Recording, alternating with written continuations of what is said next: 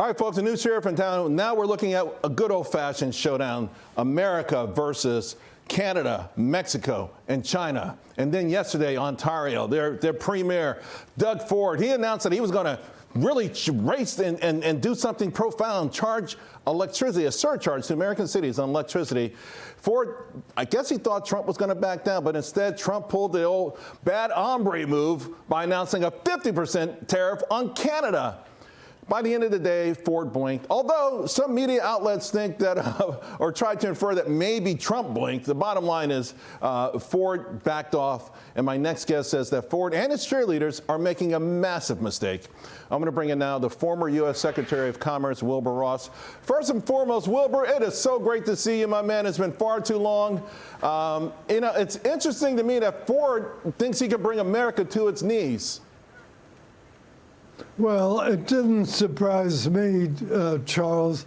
Anybody who thought that the right way to get Trump to be conciliatory is to be very aggressive against him doesn't understand Donald Trump. I think what Canada should have been doing is addressing the complaints that Trump has. For example, fentanyl.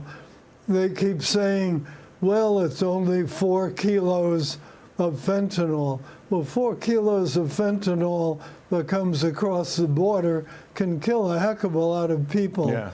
And they keep saying, don't worry about it. Well, there's a big chance that as Mexico helps us crack down on the cartels, they'll just move to Canada.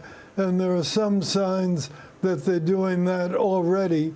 So Canada should be aware of the problem, because fentanyl, if it springs up a lot in Canada, bad for Canada too, right, not just for us. Right. As to Ford, I think it's just politics. Right. We're in a very crazy political season in Canada, and I think he, as the Prime Minister just of a province, was grandstanding. The idea that a provincial prime minister could change tariff policy between the whole country and Canada is a little far-fetched. Yeah, no doubt about it.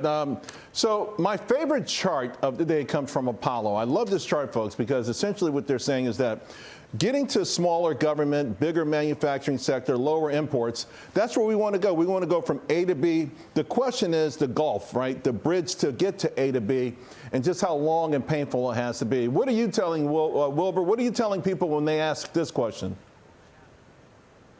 Well, I think there will be some choppiness in the beginning, because the new capital expenditure enhancement that so many companies are putting in takes a while before it really percolates through the economy.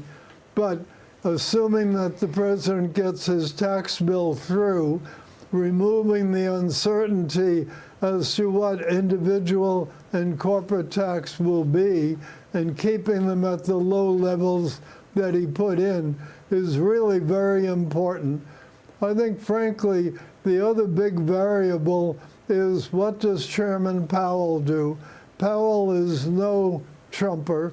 He's certainly not a Trump supporter. But if he starts being a little more reasonable and lowering rates, that will be a big help, particularly toward home building, which has been a very important part of our economy.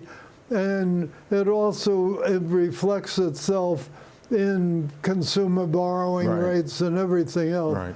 So I think one of the big, if we do go into a rough economic period, I think part of the problem will be Powell not being up to date on what he should really do with interest rates. Yeah. He should lower them. Yeah. Hey, listen, I agree with you, and I hope maybe Powell's thinking about his legacy at this point. The housing unaffordability crisis and some of the other mistakes he's made. He's getting a green light. The CPI gave him a green light. The jobs report gave him a green light. Wilbur, maybe he'll listen to you. You've got him one of the most amazing track records when it comes to taking things that need to be rebuilt and making everything that people wanted to throw away, you took and you made them worth things, and that's why you're sitting there with a bunch of yachts in the background. Former Secretary Ross, thank you very much. Hope to see you soon. All right. By the way, folks. Thank you, John. See you, buddy.